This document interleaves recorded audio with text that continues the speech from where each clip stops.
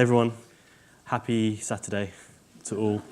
I'm very honoured for Ollie invited me down to speak, so thanks so much for having me. So my talk today was going to be on the invisible effects of social media, but basically I've published a lot in the area of social media behaviour and emotion, and I'm going to be kind of giving you a feel for sort of some of the broad themes that of my findings, which I hope is going to be of interest. If you're feeling this is really boring, just kind of scowl at me a bit, and I'll just move on. All right. So just a bit about me. So I'm a senior lecturer in marketing at the University of Edinburgh. I don't really do much about business or anything like that. I'm kind of a bit of a nomad in academia, and I've ended up here. But now I'm pretty much as a pseudo social psychologist. All my work, pretty much all of it, is to do with social media. I publish in marketing psychology, information systems, and recently a lot in tourism. I'm a mixed method researcher. I'm a bit of a jack of all trades, not really a master of anything. But I'm best known for my paper on the extended chilling effect. And this paper, to my absolute, complete, utter surprise, became the most read paper in the world in February 2017, which is, well, yeah. I was like, it was a bizarre, like, 'cause you get this notification from ResearchGate, you have become the most read paper in the world. And I was like, I thought it was a joke. But then ResearchGate got in contact with me and told me it wasn't. And my core area, the area that I'm going to talk to you about today is about kind of managing impressions in the world of social media and the invisible effects that kind of surveillance has. All right, so it's probably best if I tell you how I got into this whole gig. My background is econometrics, finance, and at the end of my degree I decided that there's nothing I'd like to do less than go to work for an investment bank. So I thought I'd do something colourful, so I did a Master's in Marketing. And while I was in this Master's in Marketing, then this is 2007, I think, social media started to get me in trouble in my life. Like, for example, it would cause conflict with my girlfriend at the time. That pictures had gone up, and I was at a party standing next to someone that she didn't like. Yeah. At the same time, I got both my ears pierced at Claire's Accessories. Yeah. They've soon healed over. But and I had some really funny earrings. I had some Hello Kitty ones and some watermelons. But so I got my ears pierced, and my friend took a picture, went straight, tagged on social media, on Facebook, and I had a phone call from my mum within 15 minutes saying, "Your grandma is concerned about why you got both your ears pierced." And then I had to explain to my grandma that evening, who was still very confused. I didn't really have a good explanation either. So yeah, it was Facebook, or at the time it was Facebook, started to cause me social anxiety in my life, and it started to make me interesting. And I started to change my behaviour based on what online audiences would think of me. And I found that really interesting and annoying and frustrating all at the same time. So I wrote my master's thesis on it. It was interesting, and then I ended up doing a PhD in the area, and now I'm here. So we're just going to start today with Menti. I know Ollie's already kicked off Menti for the day. Like, I really, really love Menti. If you don't use Menti, use it. Actually, I'm a bit biased because my wife used to work for Mentimeter, and I think it's amazing. Hey, it's always one. I'm surprised to see no Twitters. Hey. Oh, does it? Oh, okay. Well, someone picked Twitter. Oh, it doesn't say you pick multiple. You can. Okay.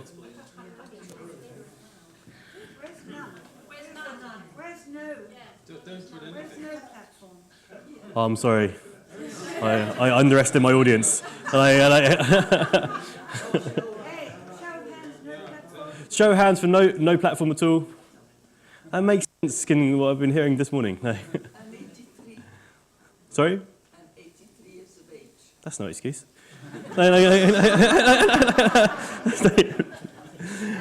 But it's really good to get like an idea of which platforms, or if no platforms, are used within the group. This is what I'd kind of expect. Who can say they really enjoy LinkedIn? No one? Okay. Like, I always know when I've hit the rock bottom of boredom because I've started scrolling through my LinkedIn feed. Like, okay, next question. This is for the Facebook or Instagram users. Have you ever detagged a photograph, on second thought, not posted something online, or ever deleted information from your social media account, or none of these? Yeah, you can only answer one of those then. Okay, yeah, but this one you're only supposed to answer one. Yep. Oh, just click on one of them. I didn't set up Menti very well today.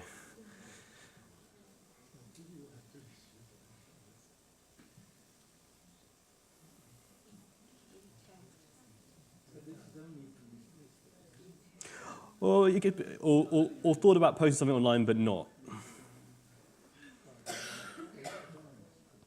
All right, that's great, thank you. I'm going to return back and talk about these later. Next question. Like, imagine you started a new job and your boss adds you to Facebook. If you don't use Facebook, just imagine. How do you feel? So your boss, you don't know them very well. It's the first sort of 2 weeks. They add you to Facebook and they want to share with you their kind of personal life. So how do they actually do it? Like, it's the office party and you're a new person in? No, you've just been sat you've been at your desk for a couple of weeks and you've had like a few interactions with them and then you get this ad in the morning.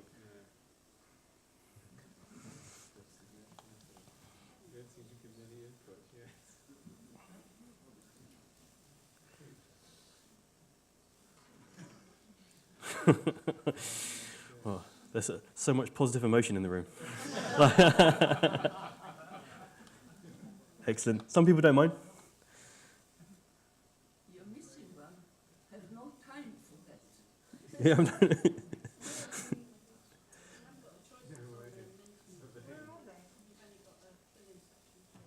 But then, okay, so next question. Weird. So I suppose this is only if you really know the Facebook platform, but when someone adds you, you have a number of different options that you can take. You can accept them with no restrictions. You can ignore them or reject their request. You can accept them, but give them restricted access to your profile. Or you can accept, but you can also self-censor, go back and get rid of the naughty pictures. Okay.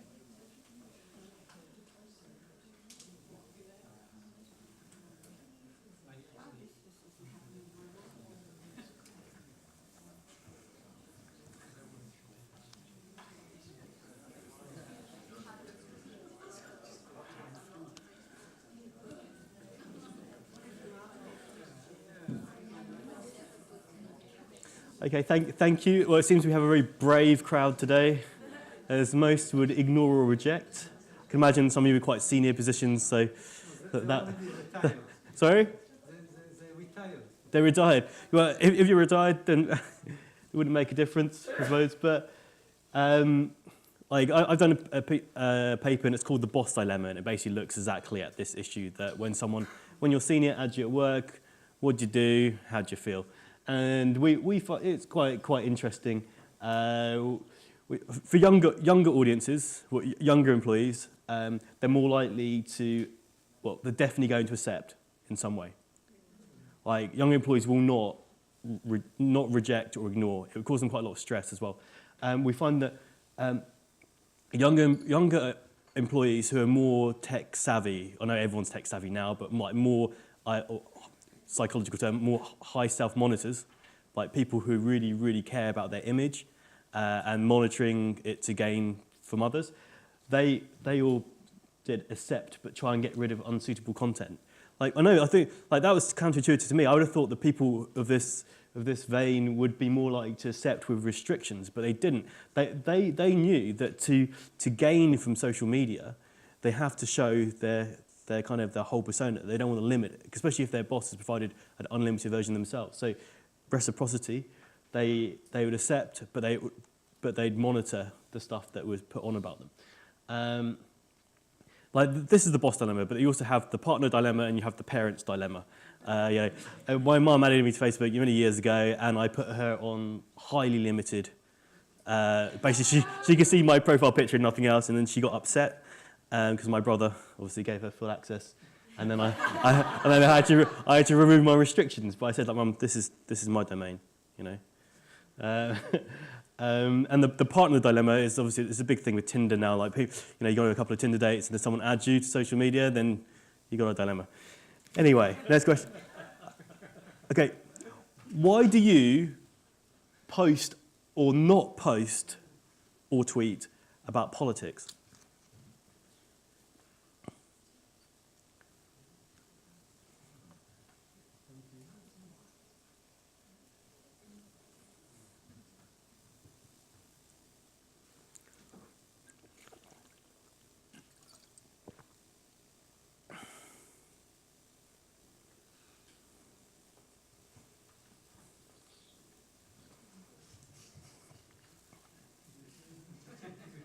All heat, no light, like it.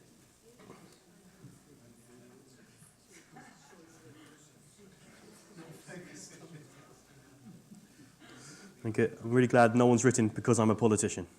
Right? Excellent.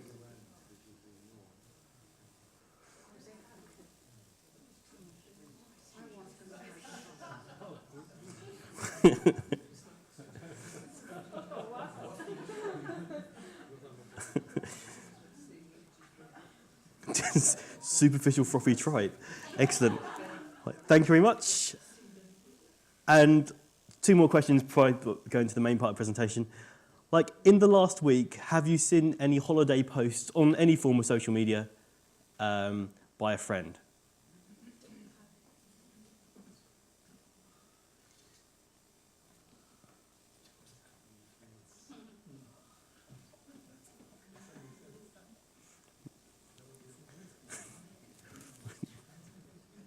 Oh, there's always one. Please come speak to me afterwards. We can rectify that situation.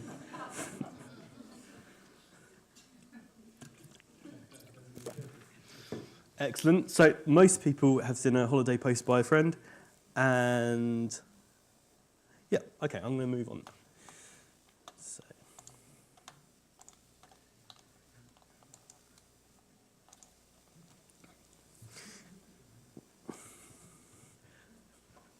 Right, so I like to contrast the world of social media now from the world when it didn't have social media. So I think, like, before social media, BSM, like time and space, this mentioned earlier this morning, time and space are separated. Time and space separate audiences. Like, you could be very much a completely different person in front of your parents, and then in front of your employer, and then in front of your sports teammates, in front of your partner. Like, I wouldn't use my baby voice in front of my sports teammates, for example. Maybe TMI. But before social media, you were able to change your presentation based on the situation you're in, and those situations be largely separated. However, now on social media, this is not the case, especially with Facebook. The audiences are all clapped into one space. There's no things are instantaneous. There's basically time is not an element. And space is not an element because you're friends from Australia, friends from all over the place, being able to simultaneously survey your online self. And it's very much like giving a best man speech, if you like.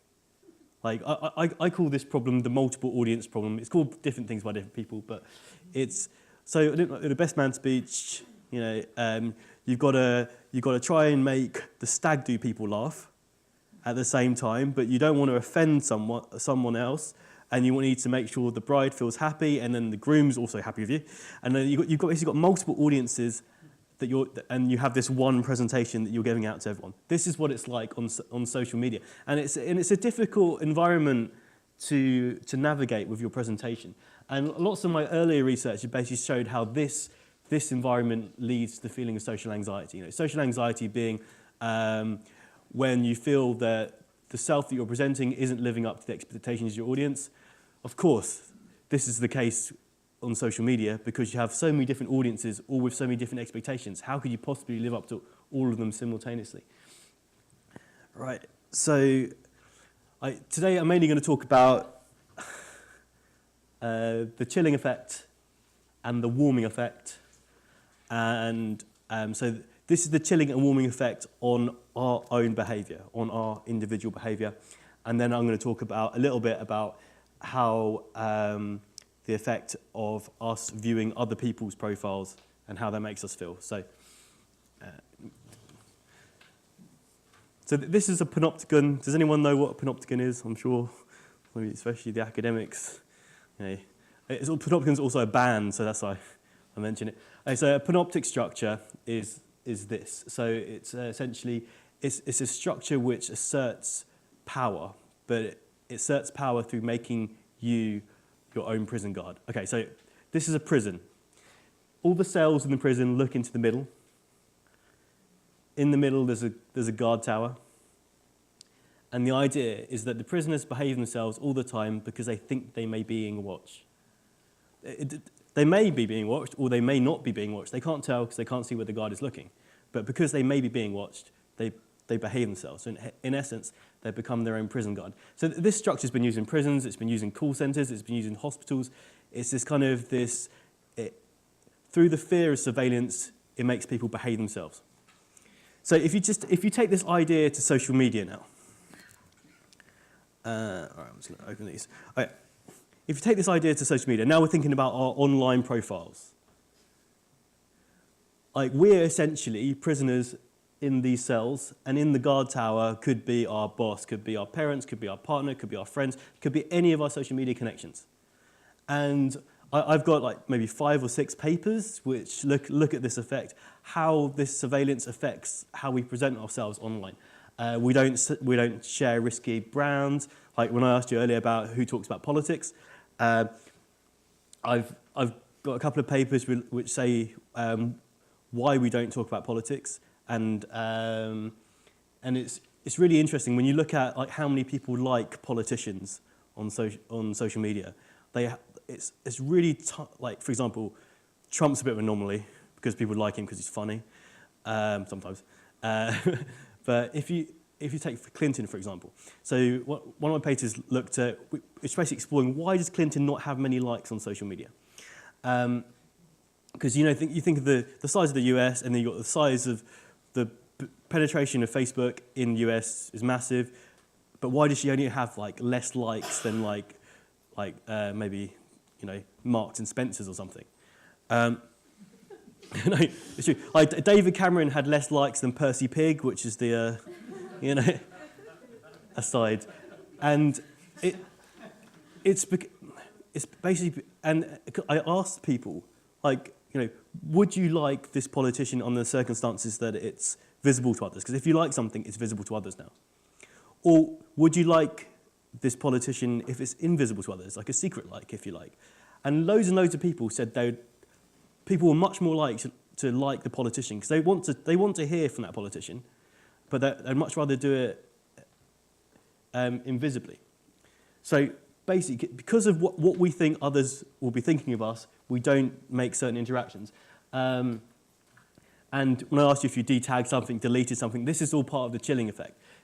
So we don't say stuff, we don't do stuff, we remove information just because we're worried about how other people perceive us. One of my papers I have under review at the moment is, this is particularly hard for international students. Like, before, like, oh, we're going to come study in the UK, I can go crazy, I can have all this fun.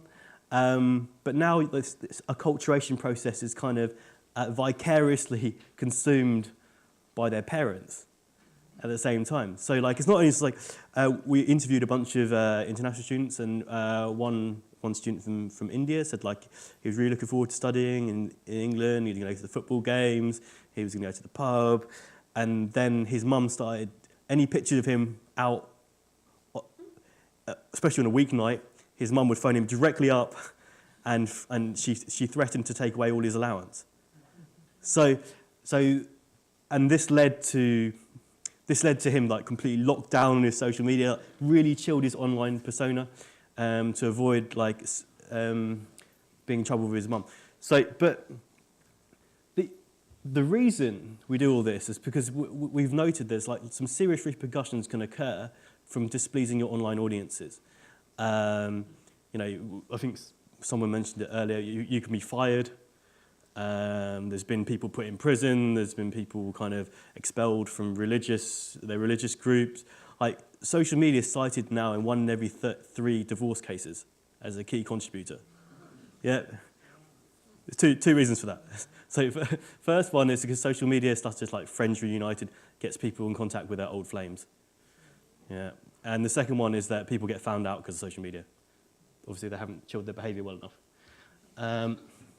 Okay, so this is the chilling effect. This is the online chilling effect, that online we essentially present this kind of one-size-fits-all, lowest common denominator presentation of ourselves.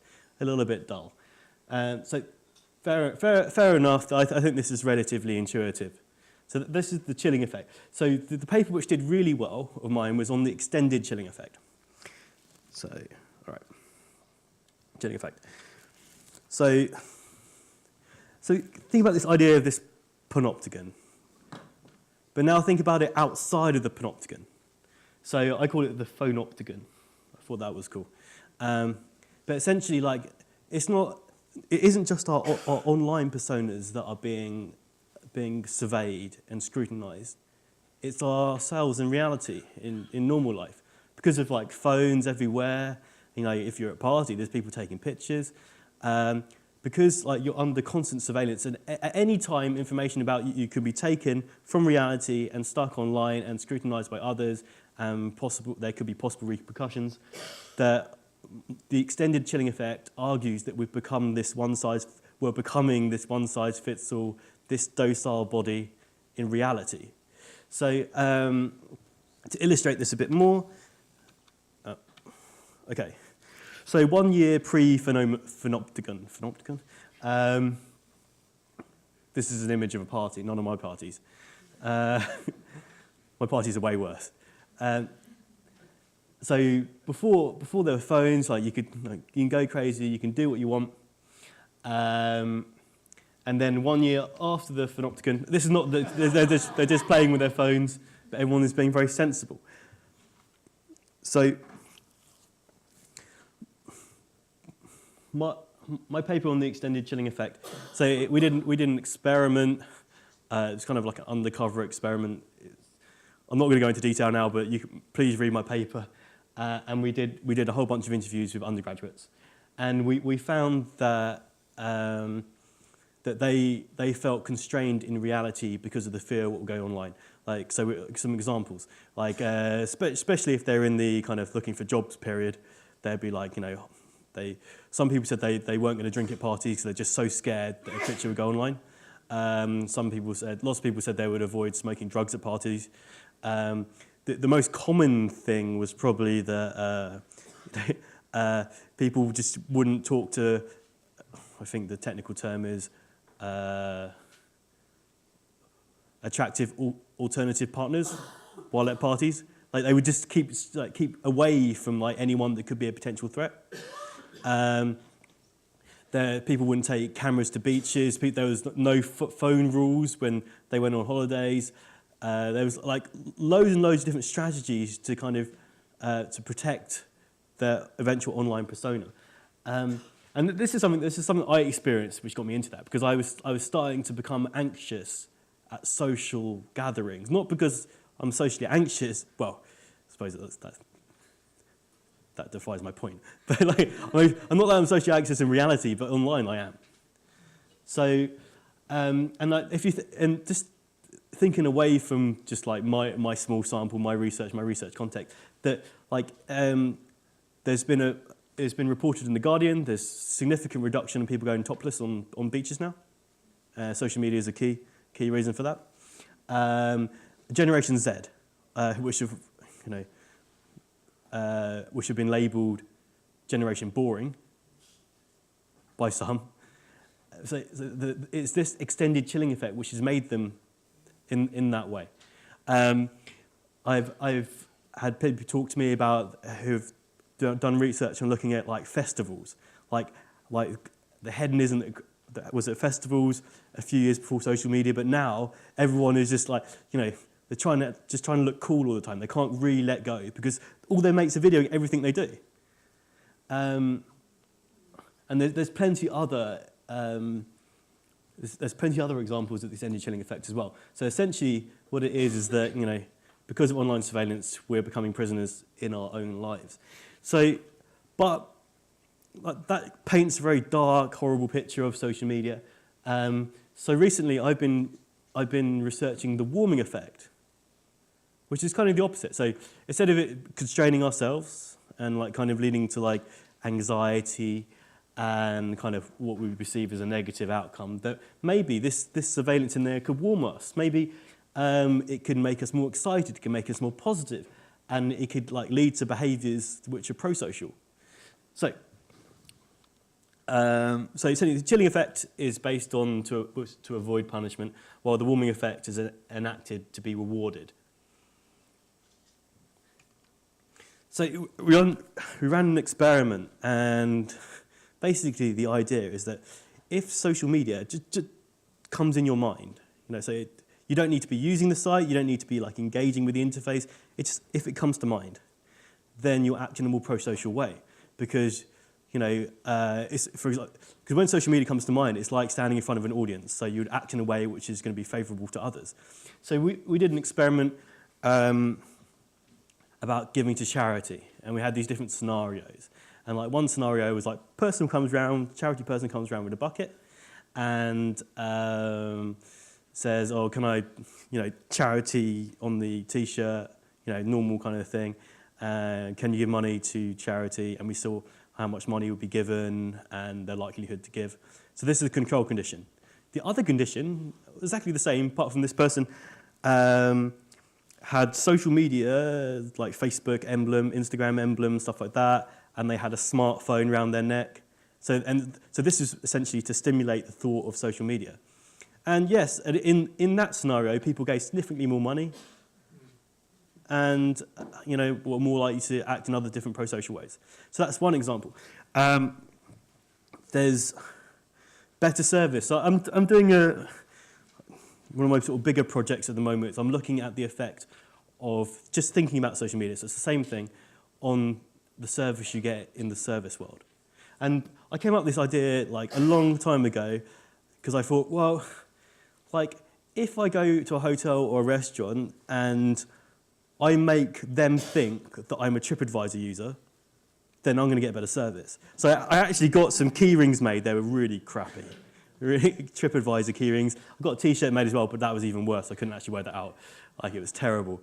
But I wasn't saying that I worked for TripAdvisor. I just wanted to make them salient that I was like a high-tech user and I was likely to write a review. But like recently, I've done 5 studies on this, and the results are really, really interesting. So, and this is the warming effect as well. So this is a study which I've recently conducted. Basically, I employed an actress to go around 40 hotels in Edinburgh. And so in the first 20 hotels, this is the conversation. She's from Sri Lanka, and she'd go into the hotel, and this is all being secretly recorded as well. It went through ethics. It took a while, but it did. And she'd go into the hotel, and she'd go like, "Oh, hi, my parents have booked to stay with you like in a couple of days. They're over from Sri Lanka. I'm just come up from London to visit a friend a couple of days early, but I've got to show them around Edinburgh, and I don't know what to do with them. Could you give me some ideas in advance?" So they asked that person to the person on the counter. The person would like go blah blah blah blah blah. So that's the control condition. In the experiment condition, exactly the same conversation happened, apart from she said, "Oh, my parents found you on TripAdvisor." And the results are that the person behind the counter helped Aishi, the actress, 50% longer. Just the mention of the word TripAdvisor. So whenever you're in a restaurant or hotel, just mention it. Just say, "I found you on TripAdvisor." Because that experiment works way better than we thought it was going to. It should. It should. And I've currently got a research assistant out interviewing airline staff about this. The other experiment we ran, which I think is interesting, is you don't even need to say TripAdvisor. You just need to say, "Oh, can I pay by Apple Pay?" We looked at someone asking to pay by check or someone asking to pay by Apple Pay in a restaurant, and if you say, can I pay by Apple Pay, the person just thinks Apple Pay, tech, TripAdvisor, rating, better service. I think it's pretty amazing. And also, what is interesting with these experiments, with these five we've run, is that you kind of, I wasn't sure what we were going to find. I wasn't sure if the employee was going to feel anxious that they're going to be reviewed, or they were going to feel some kind of positive emotion.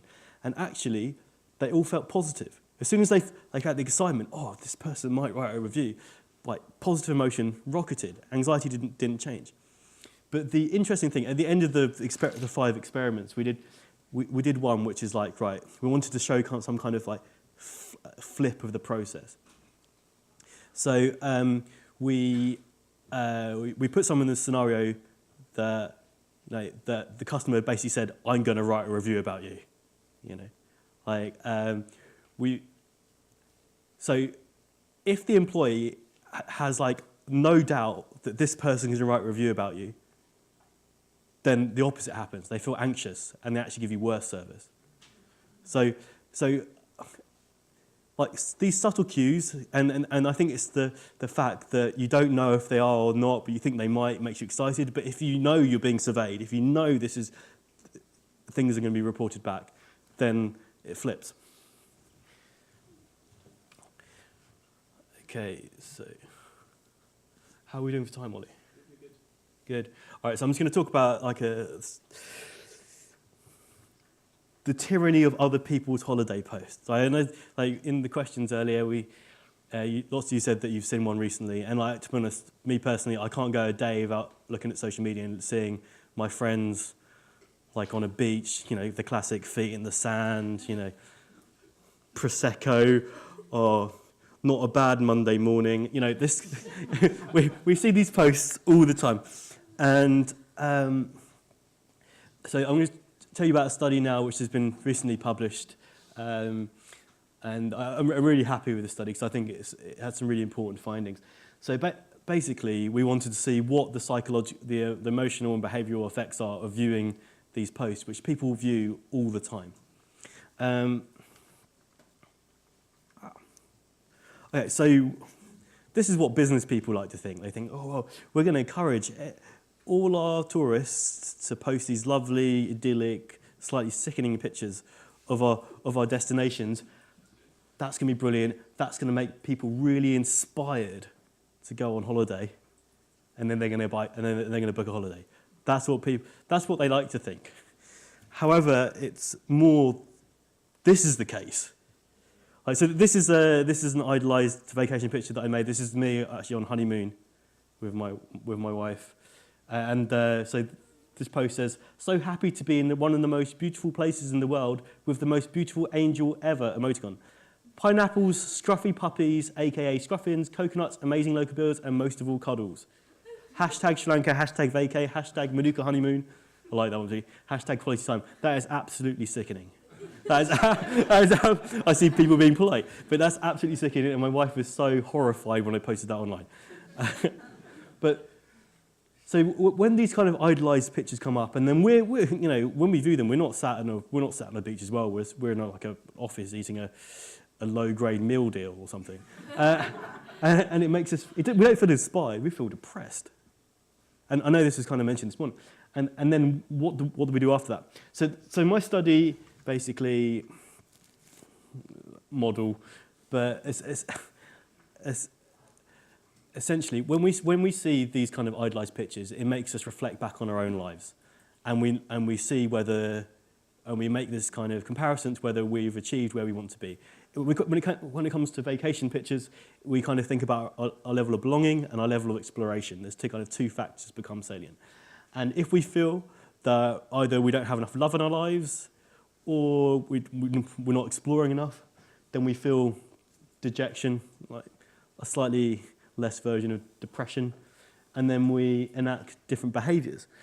And the behaviours we found to be enacted is that people will go book a holiday, if you have the ability to, but lots of people would turn to symbolic consumption to kind of make them feel better. So lots of people would actually go back through their old holiday photos on their social media and make them, oh, my life's not so bad. Lots of people would try and disassociate.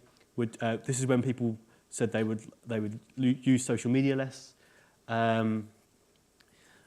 People would turn to escapism, alcohol, and also or consume in other ways which made them feel better about themselves. But then lots of people think, yeah, 5 minutes, no worries, Ollie. So we found that for 90% of people, they felt depressed when seeing these holiday pictures. But then for the other 10%, they felt happy, which is fine. I'm sure lots of people are thinking, like, I don't feel depressed when I see people's nice photos. And this is what the reviewer said to me, like, but I don't feel unhappy when I look at people's holiday photos. And then so I calmly wrote back to the reviewer, like, this is because, congratulations, your life is a success. And but yeah, basically, if you feel enough love and you feel enough exploration, then you can feel happy for others, is what our study says. So just to end, so the invisible effects of social media, the ones I've talked about today, are the chilling effect of behaviour, chilling effect which chills our behaviour, constrains our actions, makes us anxious. Also, it can warm our behaviour, make us more pro-social, and make us excited. And social media also acts as an unrealistic yardstick, and it makes people unhappy, depressed. Things we can do to reduce the anxiety, reduce the chilling. The first thing is just think about what you post before you post it. Think about what other people are going to think of you if this goes out, because this information isn't ephemeral, it doesn't go away, well, apart from you on Snapchat. But it has permanence. Use privacy tools to segregate audiences and so on. To reduce the depressive feelings, really you just need to remember that the stuff people post and these idealized, veneered versions of themselves that people post, particularly on Instagram, they're not real. It's just, they're the highlights reel. And if you keep reminding yourself of this, then you'll feel less depressed about it. And I think it's really, really important to educate children about this. So with all forms of surveillance and control, there's resistance. And it's interesting that lots of people here don't use social media. And this is, you are fighting the powers, resisting Mark Zuckerberg. So there's different resistances I've found within my research. One is people quit social media or go on a detox for a while. Snapchat is a resistance to the chilling effect from youngsters. Basically, mum's on Facebook, I'm out of here. I'm going to Snapchat where I can be away from certain strong audiences which can cause repercussions in my life. And then there's also a movement, Finstagram. Has anyone heard of Finstagram? Finstagram, so fake Instagram, but basically it's the posting of kind of the behind the scenes kind of stuff, the real images. So that's another resistance against this whole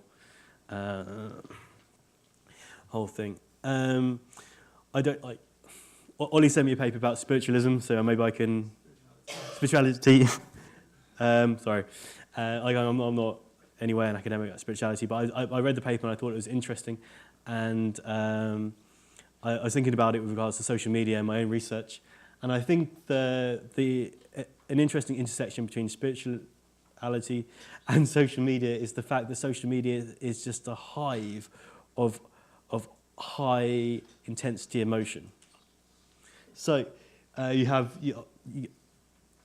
high levels of anger, but then you also have high levels of awe. This is the Swedish girl that was helping with the climate change. My wife actually watched that video and then cried in a nice way. So I think with spirituality, social media could be both, it could turn people to spirituality, but also be a cause of. And also with regards to spirituality, social media is a way for people to present themselves in a spiritual way, but also to connect to others. Anyway, thank you for listening to me.